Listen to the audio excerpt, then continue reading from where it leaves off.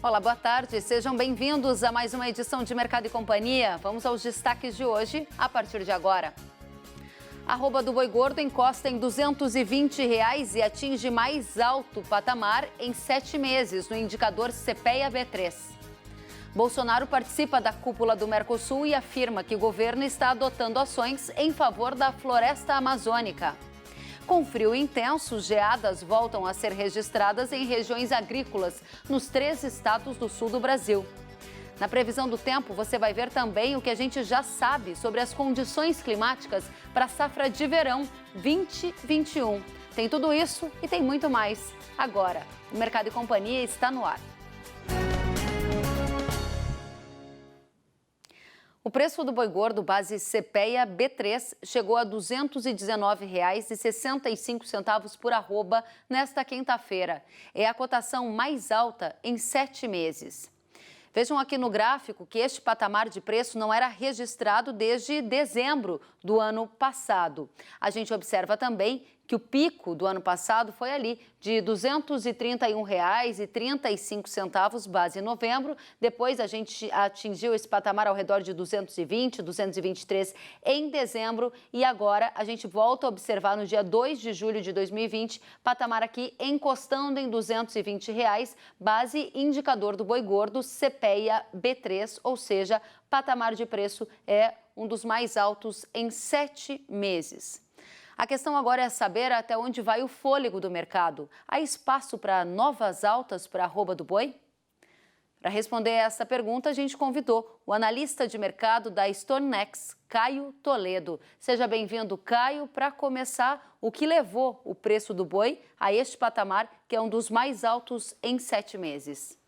Boa tarde, Kellen. Boa tarde a todos. Nós tivemos nos últimos meses, mas principalmente nessas últimas semanas, uma falta de oferta muito grande no mercado aqui doméstico. Então, a falta de oferta alinhado com as exportações em alta acabaram puxando aí o preço da arroba. Mesmo diante de um consumo enfraquecido, forçado pela pandemia? Exatamente. Nós tivemos no mercado asiático demandando muito a carne bovina brasileira, e isso alinhado com a baixa oferta, seja por ciclo pecuário, seja pela questão climática, que deu a vantagem para o pecuário de segurança de animais no pasto, nós tivemos essa influência de alta na arroba. Bom, e a grande questão agora é saber até onde vai o fôlego do mercado. A gente viu ali encostar em R$ 220, base indicador CPEA-B3. Tem espaço para novas altas? O que vai acontecer com o preço do boi gordo na sua avaliação, Caio? Nós já estamos observando o mercado futuro via BMF um pouco abaixo desses patamares que nós estamos observando no indicador Exalc. E a grande preocupação daqui para frente é a oferta, que tende a aumentar um pouco com a entrada de animais de confinamento. E há alguns dados que nós temos, tanto a demanda interna quanto a demanda externa. A demanda interna continua ainda um pouco aquém do que gostaríamos, devido à pandemia, como colocado por ti. E também as exportações, que em junho vieram muito boas, se comparado com o junho de 2019, porém um pouco abaixo das nossas estimativas iniciais e também um pouco abaixo de maio de 2020. Essa oferta que você diz, é em qual volume? É de maneira isolada em alguns estados? É de maneira generalizada? O pecuarista que nos assiste quer entender melhor esse ponto do seu argumento, Caio. A gente faz uma pesquisa em intenção de confinamento. A nossa última pesquisa foi agora em maio de 2020 e nós observávamos que o seguinte: de junho para julho de 2020, nós teríamos um acréscimo de mercado de 10% de animais confinados que não saíam em junho, que sairiam agora em julho. Isso é comum acontecer no mercado, tá? Nós estamos entrando agora na entre-safra e isso acaba sendo comum acontecer nesse período de entre-safra. Bom, você quer dizer então que, motivado pela alta do preço, pode haver uma oferta um pouco maior do pecuarista realizando negócios e isso acabar paralisando um pouco este fôlego que a gente tem observado no mercado da pecuária? Não só de passagem, mas grandes confinamentos, que nós já, pelo monitoramento, nós sabíamos que eles colocaram animais no confinamento há meses atrás, e eles vão tirar esses animais do confinamento agora em julho de 2020. Então não é uma questão de preço, e sim uma questão de saída do confinamento, que é natural, uma vez que esse animal já está no coxo há quase 90 a 100 dias. A gente está falando de qual volume de oferta? Olha, comparado com o junho, nós estamos falando de 10% a mais de oferta. A grande dúvida agora é se nós teremos uma demanda acima disso ou menor do que isso. Bom, e quais são os sinais que nós temos da demanda? A economia brasileira está reabrindo, restaurantes voltando a operar, a gente tem uma expectativa de que a economia possa voltar a dar alguns sinais de força aqui no mercado doméstico. Quero saber se tem renda para consumir a carne mais nobre, que é a carne bovina e mais cara, e quais são os sinais de exportação que você já antevê no mês de julho, Caio. Demanda interna, infelizmente, ainda estamos aquém do que gostaríamos. Obviamente, a economia, possivelmente, tendo essa reabertura, seria muito positivo, mas o que nós temos hoje na mão é a renda caindo e nós temos também os dados de desemprego aumentando. Bom, então, obviamente, para o fim do ano, isso deve melhorar, porém, a curto e médio prazo, isso deve continuar nessa estabilidade. Ou seja, nesse momento, nós não estamos muito crentes com a recuperação da demanda interna. Obviamente, pode acontecer algo surpreendente, mas nesse exato momento, nós não estamos trabalhando com um cenário tão positivo de mercado interno. Nosso cenário positivo fica para a demanda externa, né? Porém, nós precisamos ver os dados por país agora, em junho, para a gente entender se a China continua com o apetite que ela estava tendo nesses últimos meses, ou ela começou a tirar um pouco o pé para entender qual possibilidade nós temos para o futuro de aumento das exportações, sabendo que junho foi um pouquinho pior do que maio. Bom, aí a gente teve recorde das exportações em maio, recorde de exportações para um mês de junho, e você diz que há uma certa desconfiança de que o mercado possa continuar nesse fôlego, dada a entrada desses animais de confinamento que você está prevendo para julho. O mercado só cederia se a oferta fosse maior do que a demanda, que você ainda está buscando mais dados sobre as exportações, se vão ou não continuar firmes. Aí tem um segundo elemento. A gente tem o olhar de curto prazo, o olhar de médio e longo prazo. Curto prazo eu estou chamando o mês de julho. Quero saber se no mês de julho tem sustentação para esses patamares que são os mais altos de 7 meses da arroba do boi. Para julho, curtíssimo prazo, eu diria que mais ou menos até 15 de julho, muito provavelmente nós teremos a arroba trabalhando ou em alta ou na estabilidade. Após 15 de julho, com a demanda interna um pouco pior do que as 2 primeiras semanas, o que é típico, se nós tivermos um aumento de oferta e a demanda ficar um pouco pior, e as exportações começarem a regredir um pouco frente a junho, muito provavelmente nós teremos um viés de baixa um pouquinho maior. Esse viés de baixa levará a arroba muito para baixo? Não, mas isso já acaba sendo um certo patamar de preço como topo, como pico, pelo menos aqui no mês de julho. E a partir de agosto, setembro, outubro, onde a gente entra naquele período mais de entre-safra, o que acontece com o mercado? Nós temos o volume de oferta aumentando gradativamente mês a mês, né? Se nós tivermos um aumento da oferta e não tivermos a demanda, muito provavelmente teremos uma pressão de baixa, né? Agora temos que ter mais sinais da demanda. Uma vez que muito provavelmente pode acontecer alguma coisa dos frigoríficos começarem a rever a questão de abates, se vão diminuir abates ou não, dependendo muito do cenário da demanda interna, acredito eu. Acho que a demanda interna é o fator que nós temos mais de monitorar de perto. Uma vez que a demanda começar a mostrar sinais muito bons, a arroba poderá ir mais para cima, porém, se a demanda ficar muito aquém do que gostaríamos, a arroba pode sofrer uma pressão de baixo. Caio Toledo, muito obrigada pelas respostas aí para a nossa audiência que quer realmente saber até onde vai o fôlego do mercado. Agradeço pela sua análise. Volte sempre e uma boa sexta-feira. Boa tarde para ti, boa tarde a todos. Obrigada. Com um frio intenso, o amanhecer foi cheio de imagens de geadas espalhadas lá pelas regiões agrícolas no sul do país. Vamos ver. Em Mangueirinha, no Paraná, o produtor rural Laércio Dalla Vecchia registrou geada na propriedade dele. Olha como ficou tudo pintado de branco os nossos campos.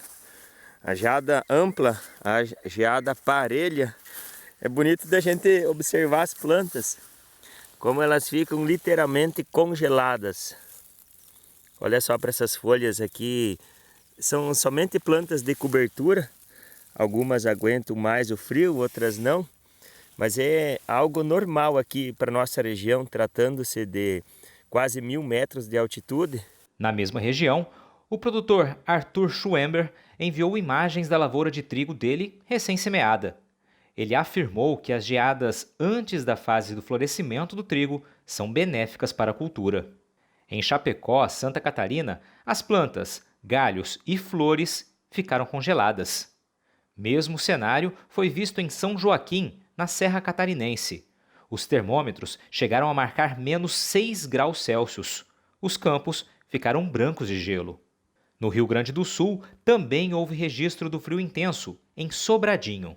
Em Alto Uruguai, os carros ficaram cobertos por gelo.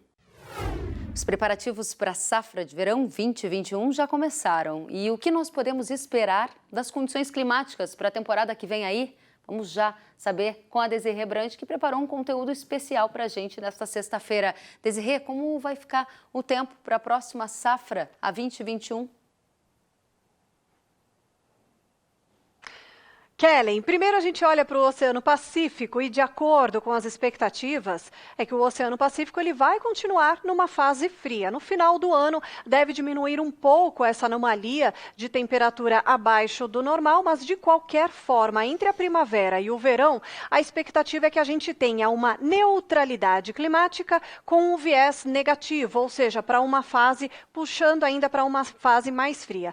Antes da gente chegar no verão, é claro que a gente tem que ver como é que vai começar o período de chuva em grande parte do país. Então, eu peguei como referência, para a gente ver como que vai começar o período chuvoso, a região de Primavera do Leste, que pode representar muito bem ali aquela região do centro do país, que é onde a gente costuma aguardar as primeiras chuvas do final do ano, do segundo semestre. De acordo com essa tabela que eu preparei aqui, o mês de agosto vai ser um mês extremamente seco. Ele vai ser seco com chuva abaixo da média. Não tem jeito de esperar chuva no mês de agosto. Setembro não vai deixar de chover. Vai chover. Já devem ocorrer algumas pancadas de chuva no mês de setembro, no centro do país. No entanto, ainda vai ser um mês com a chuva abaixo da média. E essa chuva deve acontecer mais para o final do mês de setembro. Depois, outubro também deve começar com chuva e que ainda não deve atingir a média. E agora, para o verão, o que a gente pode esperar? Como eu falei, um Oceano Pacífico neutro, ou seja, sem El Niño e sem Laninha, e o que a gente pode esperar por causa de uma neutralidade com viés negativo é que a chuva venha de forma gradual, como eu mostrei na tabela, para a região central do Brasil. No decorrer do verão, pode acontecer, inclusive lá na frente, na hora da colheita, em alguns momentos pode ter uma chuva em excesso, mas por enquanto o risco para aquelas invernadas que podem atrapalhar o momento de colheita ainda é baixo de acordo com os modelos climáticos. Para o Nordeste, um oceano um pouquinho mais frio, a chuva ela vem de forma mais favorável, a condição é melhor para as áreas do Mato Piba, quando a gente fala em um verão que tem aí um Oceano Pacífico um pouquinho mais frio, mesmo que não venha a ser um Laninha. Agora, para a região sul, Kellen, podemos ter de novo problemas por conta da estiagem. Existe o risco, sim, da gente ter novamente um verão pelo menos com estiagem regionalizada, e isso, sobretudo, no Rio Grande do Sul, como eu apontei aqui nesse mapa, Kellen. Agora, Desirê, você pegou uma única cidade, né? Primavera do Leste. Aí os telespectadores do Brasil todo querem saber como é que vai ficar na região do Brasil Central. Pessoal de Goiás, pessoal de Mato Grosso do Sul, todos eles querem saber se vai atrasar a chegada da chuva, se o plantio vai ter uma característica diferente, o que já é possível atualizar, gente, hein? Isso mesmo, Kellen. Olha, eu peguei como referência Primavera do Leste porque fica bem ali na região praticamente central e ela pode representar muito bem toda aquela área do centro-oeste, pegando também Minas Gerais, também o noroeste de São Paulo, Mato Grosso do Sul. É só para representar, porque a expectativa é a mesma para toda esta área, tá? Centro-oeste, grande parte de Minas, norte de São Paulo, com um agosto muito seco, um setembro que não deixa de chover, mas ainda com a chuva abaixo da média, e a chuva deve acontecer mais para o final de setembro, e em outubro deve começar com chuva, porém ainda com a chuva abaixo da média. Ou seja, setembro e outubro não vai deixar de chover. A chuva vai chegar de forma gradual, inclusive como eu mostrei aqui nesse mapa, tá? O centro do país com a chuva chegando gradualmente no momento de plantio. Kellen. Muito obrigada, Desirê, pelos esclarecimentos. Uma boa sexta-feira para você. Até a próxima semana. Sentiu falta de algum conteúdo? Acesse canalrural.com.br.